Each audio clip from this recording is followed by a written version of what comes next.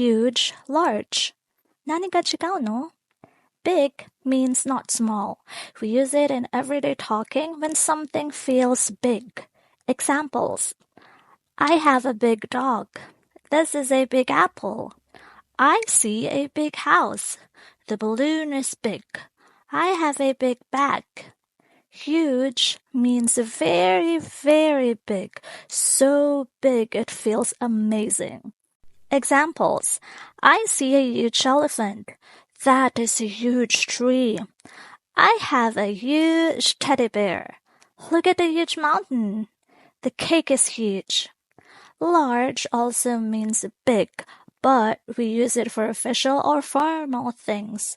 Examples. I bought a large pizza. The school has a large playground. This is a large box. I wear a large shirt. The pool is large.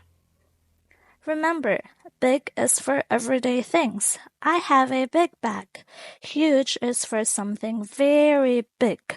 That elephant is huge. Large is for formal or measured things. I ordered a large pizza. Can you say a sentence using big, huge, or large? Tell me in the comments. Thanks for learning with me. Bye bye. See ya. Mata ne.